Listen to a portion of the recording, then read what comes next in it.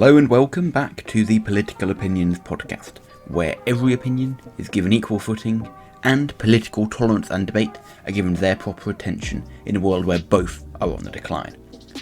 Today's episode will cover different opinions on income tax. Income tax is a proportion of a person's income which is taken by the government, and income itself is defined as money received through work, be it a 9-to-5 job, part-time work, or profit from a business that you own. In most countries, income tax is progressive. This means that as the amount of income you earn goes up, so too does the proportion that you pay in tax. Income tax works very differently in almost every financial polity, with some including personal allowances, some having variable tax rates, some flat rates, some progressive, and so on. For the sake of simplicity and time, this episode will take income tax to mean the tax itself, and will not delve in to the different means of how the tax is collected. This won't affect the arguments involved, but may cause intricacies in the details depending on where you look. But if you are interested in finding out more, I have included some links in the description. Quick reminder, the aim of this episode is not to try and argue for or against one side of the debate, but rather to highlight the different opinions on the topic and provide a comparison between them. With all that being said, I will begin with the arguments in favour of income tax, followed by those opposed, with a comparison at the end.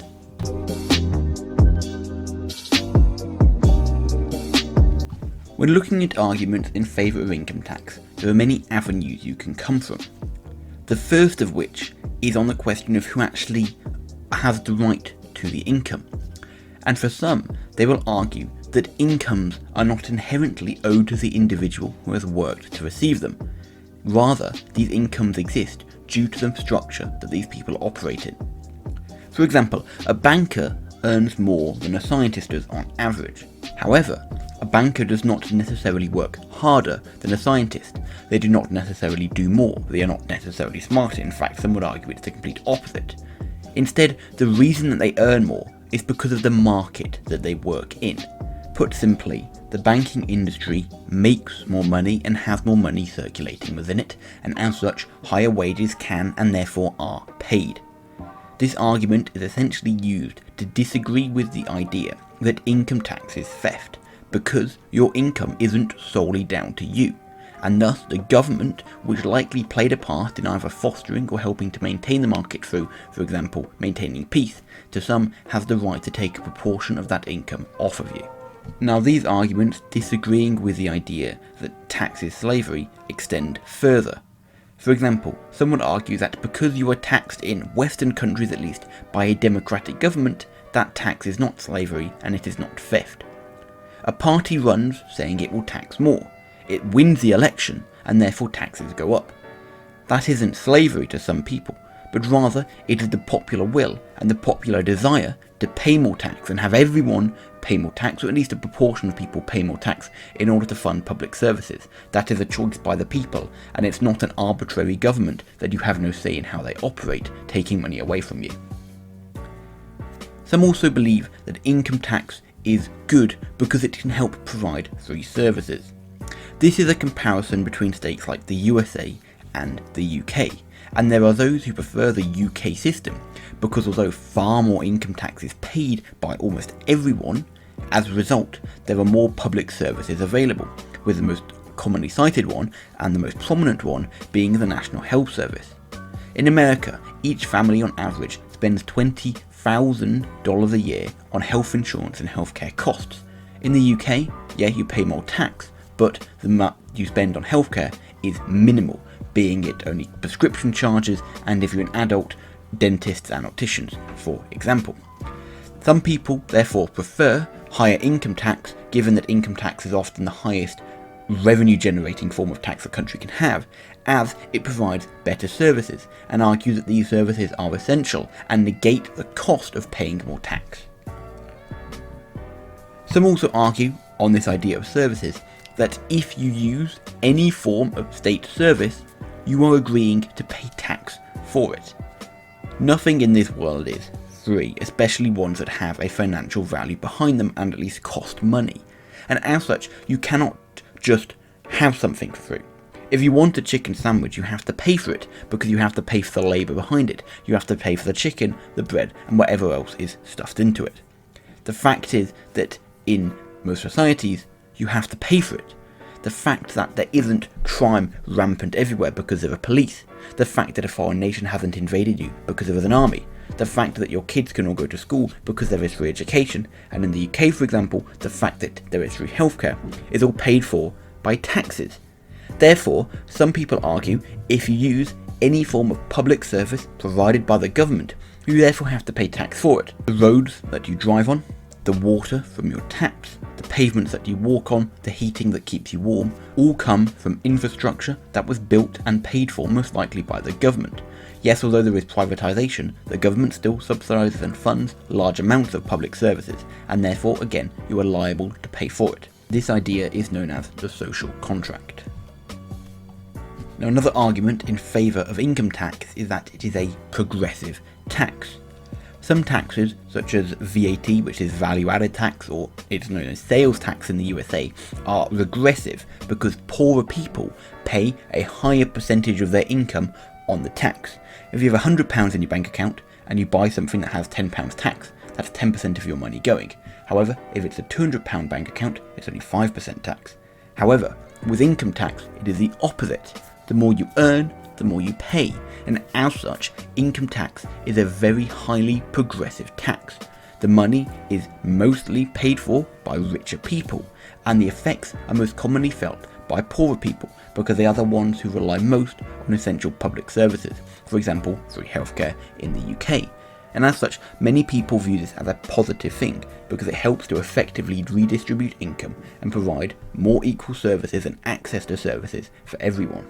Therefore, a lot of people value income tax for the positives it provides in regards to services. There are also economic benefits to income tax. Firstly, that of reducing and helping to keep low public spending deficits, which can help economic growth. In the short run, if you do not have or you have less income tax, less government spending will occur, and this will contribute to lower economic output as a whole, be it less infrastructure investments, lower wages for public sector workers, less welfare benefits, meaning that people have less disposable income. All of this contributes in the short run to lower economic growth. There are also long run costs as well. Either there is less public spending, which is harmful over time due to a lack of services, or there will be far higher government borrowing, and this has two economic problems. Firstly, it reduces private sector investment by crowding it out in favour of public borrowing instead, and it also causes long-run debt to be accrued by a government. Now, this is harmful because it means that future generations will have to pay the debt off, which means again they will either have higher taxes in the long run, or there will be lower economic growth over a longer period of time. And as such, income tax is necessary to help provide more revenue for the government and prevent the negative economic costs of a high public deficit. And then finally, some actually argue, almost on the flip side of this, that low income tax is bad because it can be harmful to workers and worker productivity. If taxes are cut so much that you can reduce your hours and still earn the same or more than you did before, many people will simply cut the amount of time they work and spend more time doing leisurely activities. This, over time and on a wider scale, can create a shortage of labour, which creates a large amount of problems on its own. And therefore, income tax is supported from many different avenues and many different people because it is progressive. People essentially do not have a right to the total income because they did not earn it in its entirety, and because services are good, and it can help promote economic growth both in the short and long terms.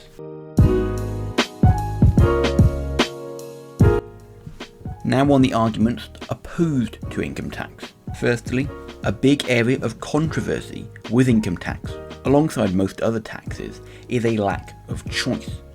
Many people defend income tax by saying that you use essential services that are paid for by it. However, you do not have a choice whether or not to pay your taxes. The government will imprison you, simply put, if you do not pay, and as such, to say taxes are not forced is wrong, and to some people the whole idea of taxes being forcefully taken away is equivalent to theft. Some people would even go further and say that taxation is a form of modern day slavery. Essentially, it is the belief that we get what is left over from a paycheck once the government has taken its share, and to some, this means that on the most basic level, the government has the primary access to the fruits of our labour, therefore meaning it does not belong to us. This goes against the entire idea of personal freedom and independence, and therefore some believe income tax is wrong on a moral and even ethical basis to some. Some people also believe that government spending in itself is not a good idea and would prefer a minimal state. For many reasons, such as that governments get bogged down with bureaucracy and protocol, or to some they are simply bad at making decisions and acting when compared to the private sector. Some believe government spending should not be high and the government should take a minimal role in the economy and in social life. And therefore, having high income tax is not needed, and it's preferable to have lower taxes because it allows private individuals and firms to do the spending themselves and take economic action without the government's input. This means, therefore, to some, that the private sector would take a more active role, which is better. And furthering on from this, many lobbyist groups mean that government spend money for many different individuals and organisations beyond just the general public. And therefore, some people oppose income tax because it is going into a large pot which the government is wasting in the interests of other people. Some people also argue that income tax is unfair for higher earners. In the UK, the top 1% of earners pay over a third of all income tax within the country. Some view this as unfair, as it is the rest of the country benefiting from the rich's income tax. Some would extend this to arguments such as healthcare, arguing that it is wrong that a richer person's tax money is going towards paying for the illnesses of others, when, for example, they may have been a smoker, and instead they prefer self-accountability and the idea that you are responsible for your own well-being, not the rich's taxes with which the government relies upon. And then on the flip side of this, some actually argue that income tax is unfair towards the poor. This is a less common argument simply because it is less seen, although it does occur, and it's the idea that many rich people are able to avoid paying income tax, be it through offshore accounts, legal loopholes, or simply hiding their income. All of this results in a situation where a tax meant to redistribute from the rich to the poor often results in the poor paying a lot more and the rich paying a lot less, although again this isn't as widespread as some make it out to be. In opposition to this idea of a social contract, people would say that you do not have a choice but to use government services. You were born into a world which already exists, full of roads, full of pavements, full of energy and electricity, if you were born recently at least, and therefore it is wrong to say that you have made a contract with the government and paying to use their services. And this is furthered by the idea that you don't even have a choice. The idea of a contract is that both sides come at equal grounds and sign a mutually beneficial agreement. However, this isn't mutually beneficial to people who oppose income tax because they do not have a say in using the services and they do not have a say in paying the tax, and therefore it is a forced contract.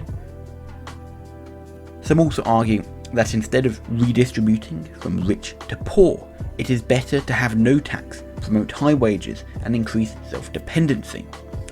Some view higher wages, for example, as a better form of welfare because it reduces the state burden, places an emphasis on self-accountability, and is seen particularly by those in neoliberal and neoconservative ideological camps as preferable. Some people simply oppose the idea of state welfare and do not believe that the rich should be responsible for paying for the poor, at least from their point of view. Some people also believe that lower income tax will improve economic growth. This can occur firstly through higher disposable income. If you do not have to pay money in tax, you will take more money home, meaning that you will have more money to spend. All of this will promote circulation of money within an economy, help small and large businesses alike, and in turn create economic growth boosted by private sector spending rather than by public sector welfare benefits and services. And furthermore, some people argue that income income tax creates a disincentive to earn more. Often, particularly in areas with high income tax, there is a disincentive to earn more, as due to the taxation taking away a large proportion, up to or even maybe more than half of what you are going to earn, the extra effort to make the extra income is not worth it. This in turn can hamper a nation's entrepreneurial spirit, reduce growth, reduce innovation, and reduce spending.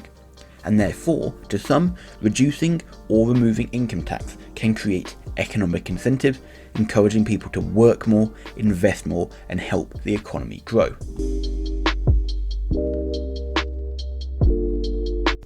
Moving on now to the comparison. Firstly, on the question of is the money earned from your income? Those favouring income tax would say that it is not earned in its entirety. Part of it comes from the market you operate in, and often markets can only exist with the government's protection, and therefore the fact that you saying you have the entire right to the money is wrong. Those on the other side, however, argue that the money is earned. You worked for it, you got paid, you choose where you work, you choose the means with which you work, and therefore you choose the market in which your income is paid. And therefore, income tax is a violation of private property rights. Then on the question of is income tax theft or slavery? Well, those favouring income tax would say that no, it isn't. Your income is again in part decided by external factors, which therefore negate your total and private right to that income. And furthermore, governments are elected, and thus the tax paid is not forcibly taken by an arbitrary overlord, but rather taken in accordance with the popular will. Those on the other side, however, would say that the government is the one which has control over the money that you receive, meaning that it is a form of modern day slavery essentially, because you are working for the state and they give you what's left over at the end. Some also argue that it is theft because they are forcibly taking your tax and you do not have a choice. They will imprison you if you don't pay it, and therefore again it is theft or slavery depending on which point you're looking at. On the question of is the government or private sector better for financial movement, those favouring income tax would argue that to some extent at least the government needs the money. They have to spend it on essential services, and income tax pays for services which everyone needs. People on this side of the debate oftenly argue that free services are preferable to paid services, and given the positive redistributive factor, the government should have the right to take and spend your money on essential services. Those on the other side, however, believe that the private sector is better than the government. The government is wasteful in its spending, and given that your money is unfairly and forcibly taken, this wasteful approach to spending money is even worse. And therefore, the private sector is better at providing services, paying for services which people want, and generally being more efficient and less wasteful with money, especially on the basis that all of this is voluntary. On the issue of the social contract, those favouring income tax believe in some form of social contract, because if you use a government-provided service, you have to pay taxes for it. It is a contract between states and individuals which everyone uses every day. Those on the other side, however, say that it isn't a contract to begin with. You can't escape services, and you have no choice whether to pay income tax or not. The money is taken regardless of what you believe, and therefore it is akin again to some form of theft or slavery, and not a social contract in the interests of everyone. On the question of the importance of redistribution, those favouring income tax argue that it is important to redistribute from the rich to the poor, which is something that income tax does and therefore is preferable. Richer people pay more, and that tax goes towards helping everyone. It is the hallmark of a fairer and more equal society. Those opposing income tax, however, oppose this idea in general of equality in regards to forceful equality. They believe that the poor don't deserve the rich's money. Rich people worked hard in their view and deserve the income that they are receiving, and as such it shouldn't be taken away to benefit someone who haven't earned that money but are simply receiving it because it's a belief that we should have some form of redistribution. Instead, these people will prefer self-determination and individuality when compared to taxes and welfare. On the question of who does income tax hurt or benefit, well, those favouring income tax believe that it rightly harms the rich more than the poor because they can afford to pay more tax. If you're paying 50% tax on £1 million, you're still going to have £500,000 left over, compared to someone paying, for example, 10% tax on £20,000. Rubbish example, but at that point, you're paying 10% tax on £20,000, you have 18 grand left over. Yes, the person earning £1 million is paying 30% more on their proportion of tax, but they still have a lot more money left over, therefore can afford to pay, and given that this money is going towards providing essential public services, this is all a positive idea.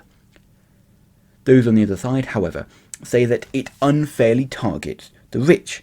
There is a much higher burden placed on them. The economy and the state, especially in the UK, relies upon the income tax from the rich to pay for all of the positives that they provide to poorer people through services and welfare. And as such, the rich shouldn't be paying for all of these poor people in their view. They shouldn't be paying for redistribution. They shouldn't be paying for services that they can afford themselves. And it is unfair to take the money away from them. And then finally, on the question of economic growth, both sides claim their side promotes economic growth.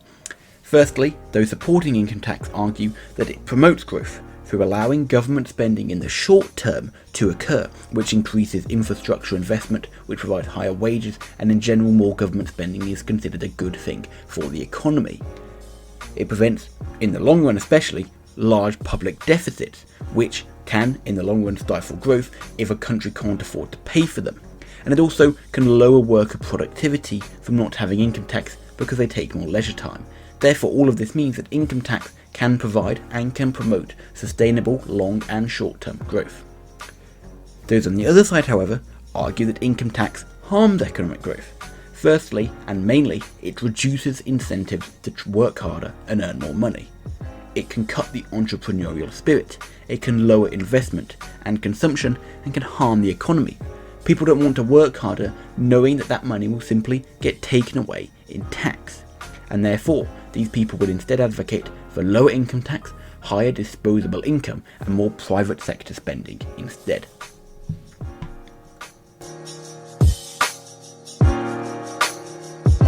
Overall then, those who support income tax believe in the importance of government-provided and often free services. They believe in the positive, progressive redistribution that income tax provides, and they argue that people do not have a total right to their income because many external factors also impact it. Those on the other side, however, believe that governments are wasteful and less effective at spending money than compared to the private sector. They oppose the lack of choice income tax incorporates, believing it is forcefully taken, and prefer self-accountability and a lower reliance on the government, and instead believe that private sector spending should be promoted. Both those favouring and opposing income tax support their argument that either side of it will promote economic growth, and ultimately it is hard to say which one truly accounts to reality, for it depends very heavily upon the context of the economy in which they are situated. Income tax is a heavily divisive and complicated issue. It varies dramatically between nations. What I and many people are more confident in saying, however, is that as governments seek to pay off debts incurred during the coronavirus pandemic, income taxes globally are very likely to rise, at least in the short term.